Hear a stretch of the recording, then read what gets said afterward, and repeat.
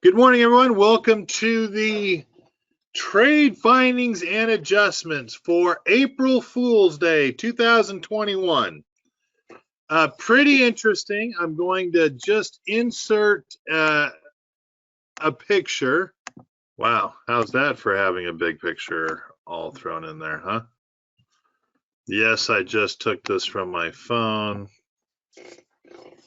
So yesterday, hey, need to call you, need to talk with you. I'll call you after 3. Hey, today, which is today, I've got a 10 a.m. Mountain Standard Time webinar. Also found out yesterday we have a kid that tested positive for COVID.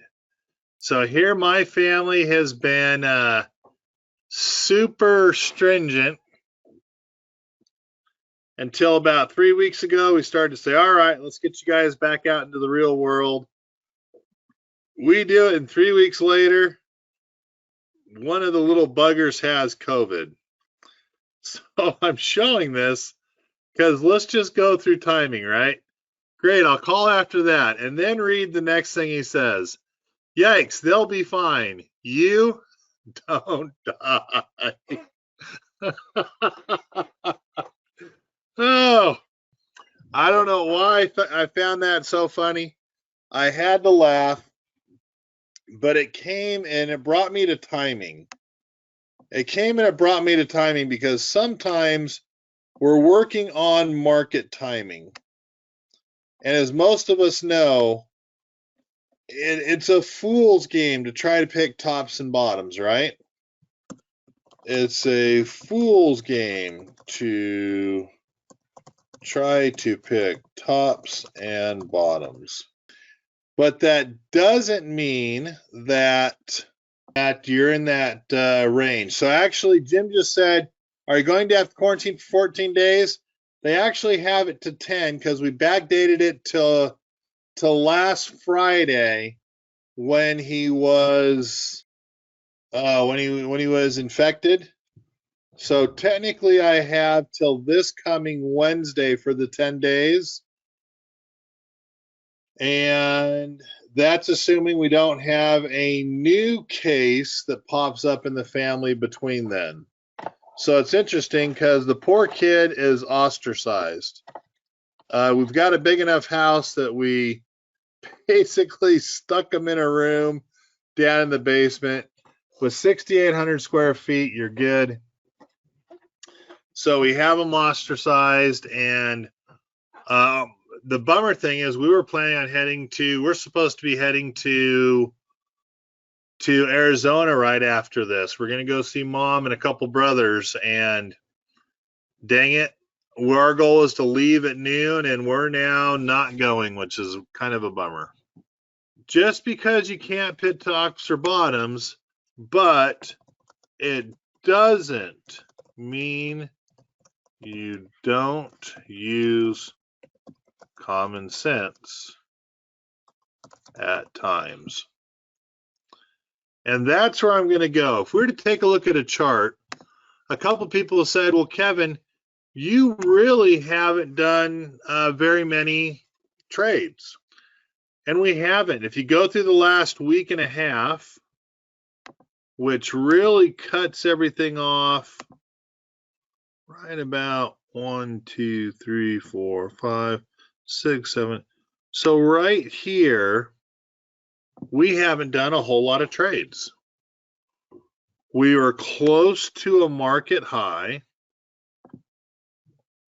We know we're up against 4,000.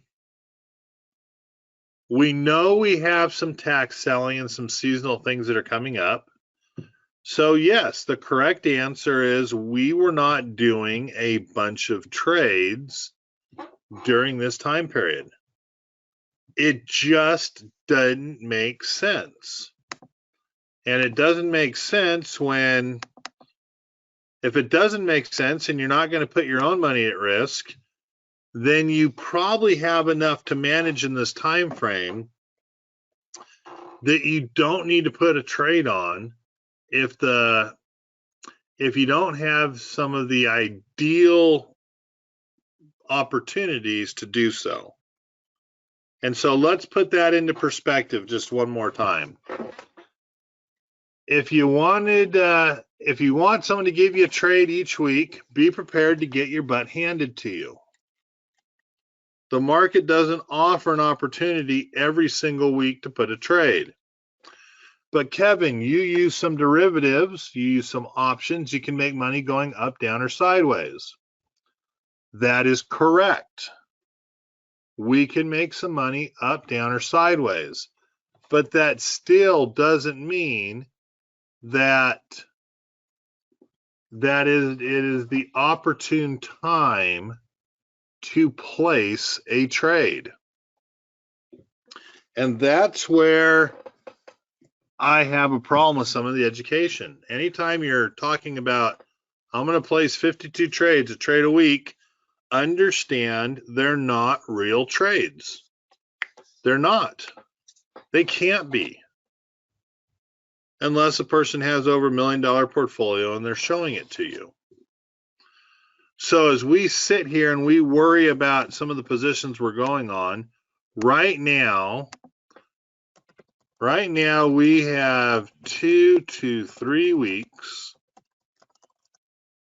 to wait for the earnings season to start.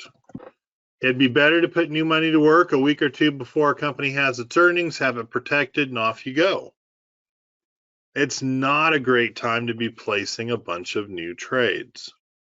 So we're going to sit back and we're going to be patient and we're going to use our common sense. Occasionally I hear people that'll tell me all the time, hey, the stock market's going up. Well, when you look at it, the stock market goes up 53.8%. That is also including flat days. And it goes down 46.2%. That is not including flat days. It's basically for every up day you have a down day. If someone's going to tell me, hey, the market's going up, yeah, we might miss 2 or 3 days. But trust me, we'll have 2 or 3 days that we're going to have down days that we will also miss, and it equals out. The problem is the down days are a lot more violent than the up days. One down day can equal 10 to 14 up days. And I just found this interesting chart. I'll put it in our notes today. But I just found it interesting on where we're at and what we're seeing. It's funny. Someone recently just asked, well, why are they going from 1950? Basically, they're going after World War II. So this is 70 years of information. For us, we probably only care about, 96 forward, the last 24, 25 years. I do not have that information. But secular bull markets are up 54% of the time, 2/10 of the average higher. And secular bear markets, their up days are 51.1%. Again, that's about 2.9%, 2.7% to the downside. But the down days are, 2.6% higher. And those down days are much more violent or much farther down than an up day. So why am I telling you all this? Well, I'm telling you all this because on a day like today, we just might take a quick look and we might just do a little adjusting. Hey, I've got some positions here, some calls on Apple that were roughly half the price of our cost basis. My rule of thumb, if it's roughly half, or if it is half, cost basis is 1030. The mark right now is 525. It looks like we can do a little dollar cost averaging. So here is where I would put in an order to buy some Apple to dollar cost average those positions that I'm in. Bank of America, 50 cost basis up 58. I'm doing good. My spread, I'm doing really good, but check this out. What I spent $110 for, I can buy one more for $22.10. Most of you will notice you already have this change in your account. I'm a little bit late to the party. This is one for me. It's time to buy one more, and it's time to create just a little different look. This is a ratio spread where we're ratioing 2 longs to 1 short. It is an expectation that the stock will go bullish before it'll go bearish. Costco, we have a Costco call. What we paid $35.50 is now worth $48.25. Kevin, are you going to get out with about a 30% profit? Probably, but I need to do my charts and look at my charts to see if this is something that I should be doing. It looks like it can get back up to 380, 389. So actually, I'm probably looking to get out as we just broke a pivot point. I'm going to stay in Costco until we get up to that resistance level at 371.17. So yes, I could get out of it. I could book a profit, but I'm looking at my chart, and my next level that we're going to have a problem at will most likely be around the 371, which is only $15 higher. We're up $3.61 today. I'm going to be a little patient. I also take a look at FinViz. FinViz does some good charting, and actually it might be closer to 360 if you're going to play points or height. So I'm probably looking to wait another couple days to let Costco run before I book a profit there. The question's going to be asked, what if it goes down? Oh no, it goes down. I have till January 2023 until I have to make a decision. I have a lot of time, and you know what? Oh no, it might go down. Guess what? 46% of the time, stocks go down. It is okay for a stock to move. It is okay for a stock to go down. It shouldn't scare you. And this is where we come back to 2008 ruined generations of investors. The older people who are on fixed income got hammered, absolutely got hammered. Those people that, like me, who are starting or in their mid-cycle of investing, got hammered. The people that just began got hammered in 2008. Something people still haven't learned. You can be diversified, and it doesn't do you a damn bit of good when you're going through a market crash. Everything goes down. Well, Kevin, gold didn't. Well, it did, it didn't. You just need to look at time frames. But the short answer is, basically in a market crash, everything goes down. Yes, market prices for gold were going up. Same thing with silver, but so is the cost of exchanging it from gold into dollars. So you really didn't have some huge, great run in gold. It just, you got to take things into perspective. So all I'm trying to say is, yep, we have some down days. It is what it is. We're supposed to have 46% of the time are supposed to have a down day.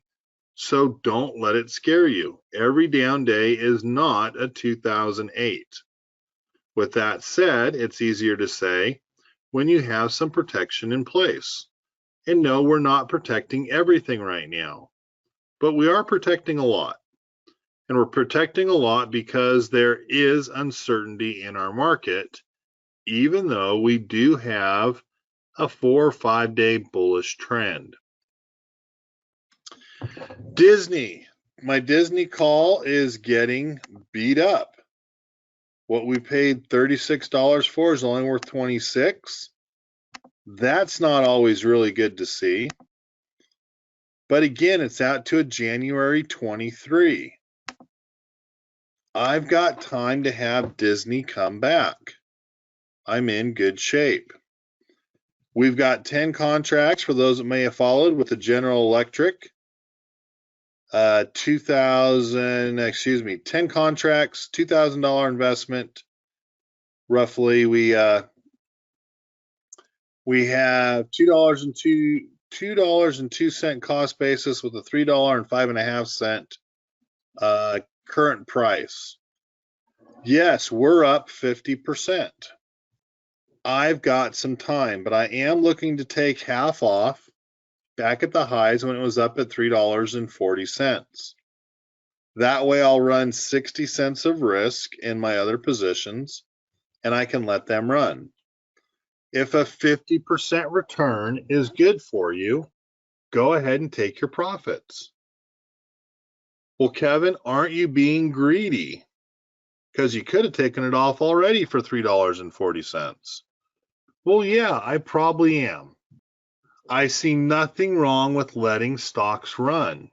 For those people that are just in and out at a 20%, you're missing your fundamental analysis. You've got to do fundamental analysis when you're placing your trades. Hey, I want to hit more singles than home runs. I understand. But if your single can be a double or a triple, why the hell would you stop on first base and watch the ball roll in the outfield and get thrown in?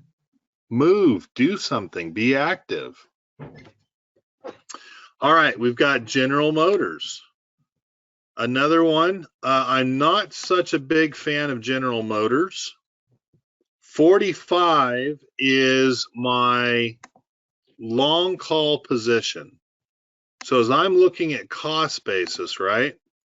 I've got a cost basis of $8.62, which means my profit, the profit that I'm looking for, right? The profit that I'm looking for is taking $45 and adding the $8.62. My break even is these two positions together. So my break even is the cost basis of my spread, which is $8.62, added to the right to buy the stock at 45. That comes out to be $53.62. If I'm looking at $53.62, got to get back up and take a peek. Do we get out with just $1.20 a profit? $1.20 on 862 is where we're at. So let's take a quick peek here at General Motors. Hey, Kevin, General Motors is trading at 57.76. Yep. If it gets up to 65, what I paid $8.62 for, I could possibly make $20 on. The chart doesn't look too good. It's kind of going up. It's having some resistance at 60. Kevin, what do you do? What do you do? Well, I've got 3 positions in.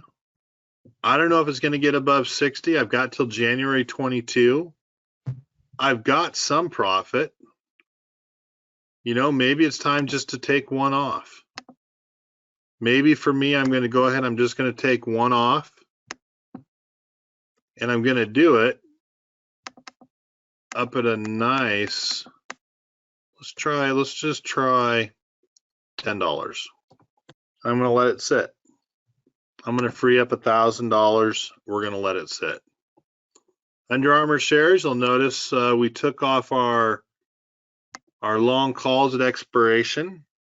We're sitting on Under Armour. We're waiting for earnings. The problem with Under Armour, earnings aren't out until the 10th of May.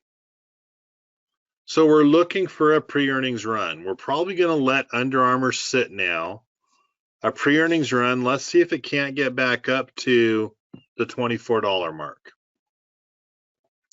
Typically, it'll have some movement in a pre-earnings run that you want to protect it at that earnings point in time. And then last but not least, we have Visa. And we're sitting on Visa. It's moving today quite nicely. What we paid $15.45 for is worth $17.90. We actually have an order on Visa to close it when Visa gets to roughly $230. That should be a pretty good doubling or almost doubling of our $15.45 if it got back up to $230. So we're sitting on it and we're letting it go. If we look at our groups of people where we're at, our non-student group of people, 16.5 million, 1% up day in the market. They're only up about 0.60. Oh, there's 100, getting better. 0.74, not bad. We take a look at the No Parker group. No Parker is also up 100, it looks like, but we're at 18.1 million. So obviously the non-student base is doing a little bit better than No Parker right now.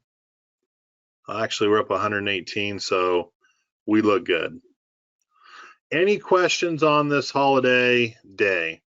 Looks like the markets are going up. It shouldn't be going up. Worse than expected initial claims, worse than expected construction spending, and we probably had worse than expected ISM numbers, but I'm not sure that comes out yet. Those don't come out till this afternoon, I thought. This afternoon for me, right? ISM manufacturing actually came in much better than expected, 64.7. So we've got a mixed day today. A mixed day on economic reports. Worse than expected initial claims, worse than expected continuing claims, worse than expected construction spending. But the ISM came in better than we thought. And really pretty interesting. Things weren't too good yesterday either, except for consumer confidence on Tuesday. Wow. You send people some checks in the mail, consumer confidence is at 109.7. Huge. Expectation was only 97. Boy, did we miss that one. People are ecstatic that they're going to get some free money. But in real life, free is never free. It just isn't. It just isn't. Any questions I can answer for you guys? Any questions about anything that you're wondering, hey, what about this? What about that? Or the voice of reason? The voice of reason or wisdom is we're in some uncertainty. We have a couple weeks till earnings. I wouldn't be putting new money to work until earnings. Expectation is still going up. We'll see. I mean, we have this infrastructure plan, and in it are related to taxes. So if taxes go up, then no, I would expect our markets to pull back on that. That is a fundamental change that hurts all businesses. And if taxes are going up, then we're going to be in trouble. We're going to be in trouble, and you gotta be ready for that. So that's something that that you gotta be smart about, right? Higher taxes will not help people, and so the expectation is that no, we might not still be going up if taxes are included in this new $2 trillion stimulus bill. In fact, that's how it's going to be paid for, with higher taxes. I was thinking, though, you wouldn't get that stimulus, you wouldn't get the taxes till the rollover going into a new year, which would be September, October. So I'm a little surprised they're trying to put taxes in now that won't go into effect until next year. Usually you don't want to burn your bridges and piss off your constituents, until the last possible moment. So what do you consider the end of earnings season? My earnings season typically starts, and I still go with Alcoa, right? So Alcoa is April 28th, which means for me, my earnings season will start a couple weeks before, because we go into banks. So our earnings season starts probably at April 14th and will run through for 6 weeks. So for 6 weeks, we run our earnings. So April 14th, it'll start for me because we are in the banks, and it'll basically run through till the end of May. A comment was just made. It's interesting that many companies won't be able to pay taxes. Well, I think they will, but a lot of them have losses. And companies are borrowing or sloshing the money around back and forth. Just here in the U.S., to go from a 21 to a 28% tax increase, that's a 33% tax increase. So what does that mean? If you have a fixed expense that goes up 33%, you're going to cut in other areas. Infrastructure and human resources are the first things to get cut, along with advertising. So to stimulate an economy, you don't get it by raising taxes. You don't get it by throwing a bunch of money into the economy. That doesn't stimulate growth. It's a Band-Aid. It's a pretty damn big Band-Aid, and we're going to get 2 of them in a row. All right, any other questions? If not, I appreciate you guys being here. Have a good one. Enjoy your Easter vacation over the weekend. Stock market's closed tomorrow, and we'll start again next week when big money comes back in, which should be an up day as new money gets put to work. You guys take care. Jim, I will keep you posted, but technically,